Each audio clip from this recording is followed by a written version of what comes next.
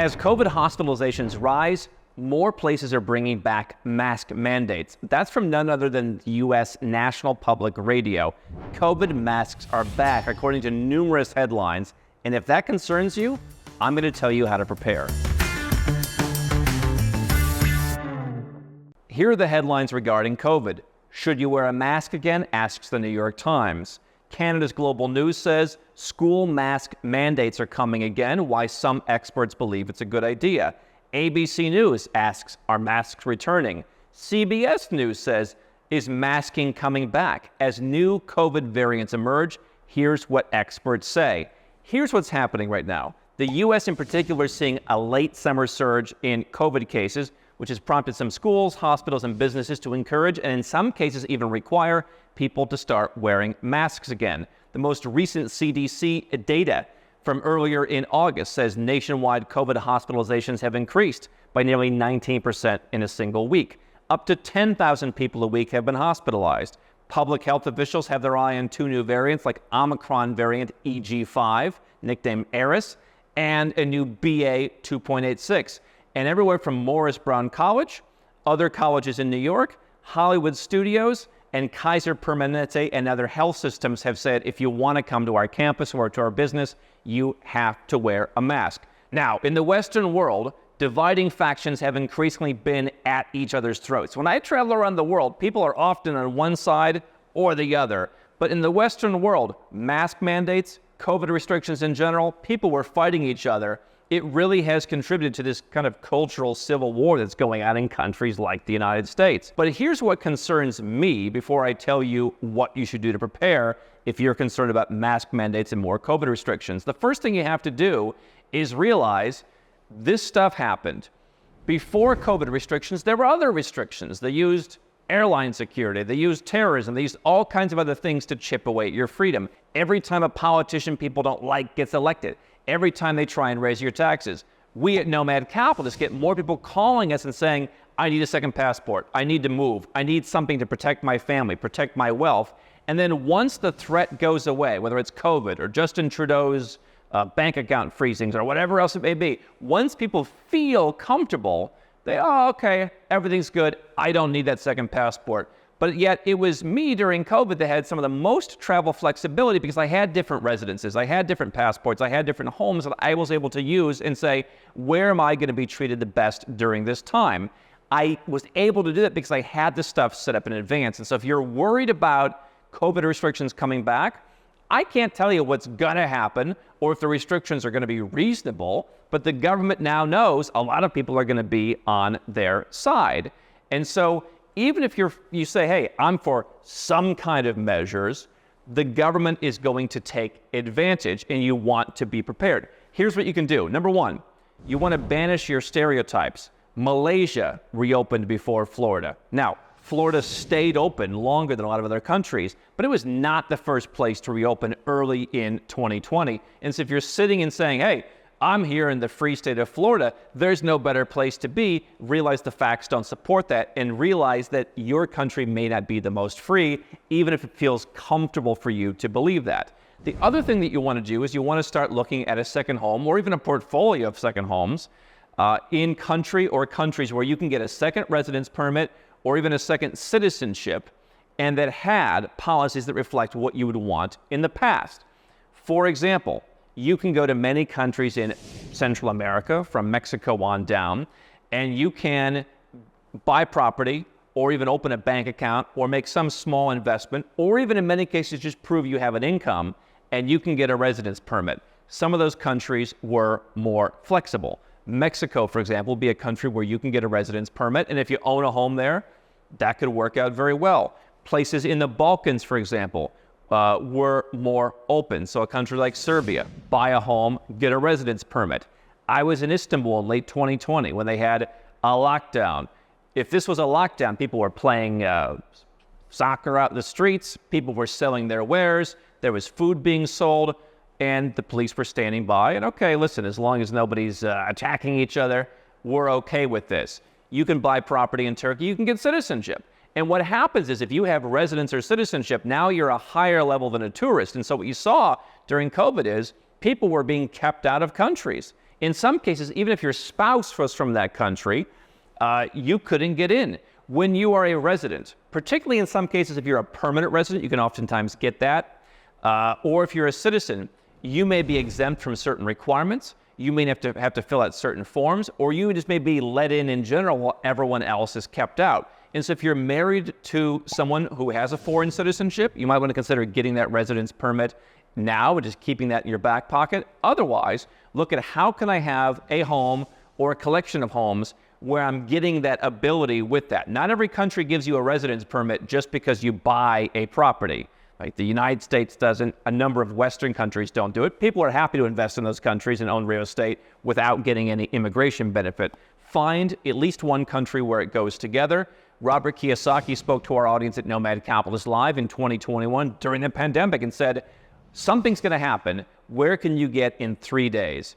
How are you going to get there? Have your home ready and be able to get into that country. And so you can look at whatever country represents your values. If it's COVID policies, look at Central America, look at Eastern Europe, even parts of Africa. Many of those countries, even down to Mauritius, let's say in Africa, will give you a residence permit if you buy property. Some of them, like in Ecuador, it's going to be in the low 5 figures. Some in Eastern European countries have no minimum at all to get a residence permit. Others are going to be in the 6 figures. Nomad Capitalists help people find properties at locals' prices, buy them, get residence permits, get citizenships, do it all together in a tax-friendly way that makes sure you're in compliance where you live. That's what I would be looking at doing right now. Countries like Sweden, by the way, they were a model that was held up by some folks. Going to be a lot tougher. They don't really need more people. They don't really necessarily prioritize investment. Obviously, if you have a residence permit that allows you to live in Europe's Schengen area, you may be able to go to Sweden for a certain amount of time during an event. And so being able to get into Europe, or even getting, let's say, Malta citizenship, which costs close to $1 million with all the fees, or if you're fortunate enough to have an ancestor from a European country, that could be a pathway in to at least being in Europe. And once you're in Europe, you have obviously different countries that you can work with, rather than, let's say, if you're an American, you've got one country you can work with. What do you do midterm?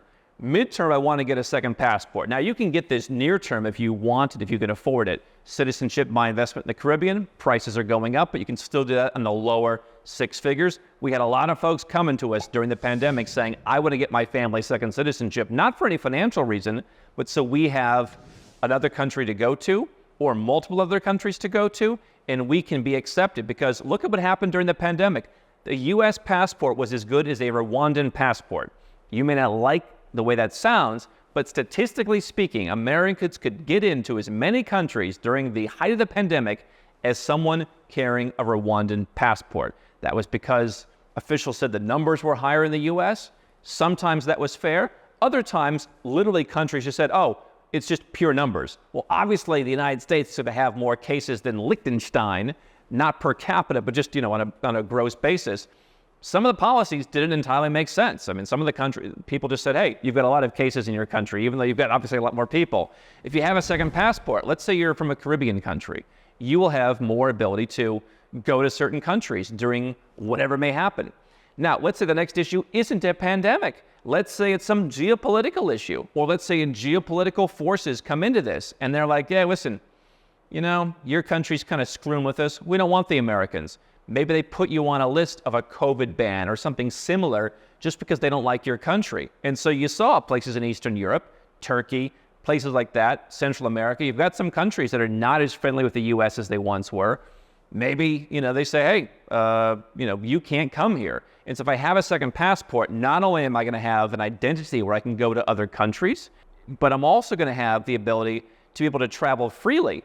Justin Trudeau talked about, hey, maybe we'll do something to your passport. Hey, maybe if you're in a protest, you won't be able to get a passport, or you'll have a criminal record. You won't be able to go to some other countries. Australia, obviously, you couldn't get in or out, right? And so what if you're an Australian? I mean, you probably don't want to go back to Australia even if they let you in. So you want to get a second passport. If you can do it now, whether it's through your family tree, we help people get passports through their family tree. If it's citizenship by investment, that's a donation. You don't need to move to another country. Whether it's in the Caribbean, you'd have access to 6 different countries. Whether it's Malta, you'd have access to 30 different countries you could move around in freely. Get a second passport. Also, long term, I believe that, look at the amount of debt that countries racked up. Who's going to pay for that? They're going to raise taxes eventually, and the walls are going to close in on citizens of Western countries. The U.S. already taxes its citizens no matter where they live. Australia and Canada have talked about it. Some of the fringe players. You think when the debt levels get high enough and people are suffering enough that they're not going to say, come after you guys with pitchforks with Elizabeth Warren's 90% tax rates? I'd want a second passport so I can divorce my country if it just becomes totally unbearable. What did they do for you during COVID? A lot of people are saying they actually hurt me during COVID. They left me to rot. That's what I got for being a citizen. People are realizing citizenship in some Western countries not all it's cracked up to be. Now, here's what you want to do long term. You want to continue to play off of that and say, what's my long-term global tax plan? I understand plenty of folks concerned about COVID, concerned about mandates, concerned about travel restrictions, concerned about being locked in their homes. Many of them don't care about the financial. I'm happy to pay the taxes in the U.S. They're ridiculous, but it's the price of admission.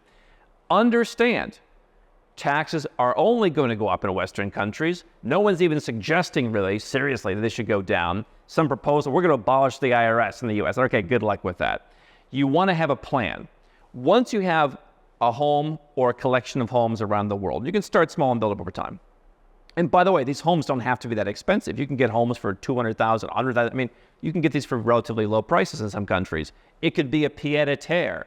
But once you start to build these homes, once you have a collection of residence permits, once you either invest in a second citizenship, or if you just naturalize in a country 3, 5, 7, 10 years from now by having the residence permit, once you have all those pieces in place, you're going to feel a lot different. And you're going to say, okay, yeah, why do I want to pay so much tax when they racked up a bunch of debt? Look at how much fraud there was in the U.S. with all the COVID money they gave out. They're going to have to tax you more to pay it back. And so you want to have a plan. Am I going to keep my citizenship? Am I willing just to move to some other country? Once you start putting this together, you're going to realize, hey, the world's my oyster. Maybe one of those countries that's your safe haven with the real estate and the residence is also a tax-friendly country. And so start to plan long-term where you're going to go with that. And then build a portfolio of places that not only give you personal diversification, but asset diversification. Our country's going to start coming after you and saying, hey, we're going to start taxing your worldwide assets. We're going to start confiscating assets. If who knows what could happen? We thought the stuff that's happened in the last 20 years wouldn't happen when I was a kid. Now it's happened.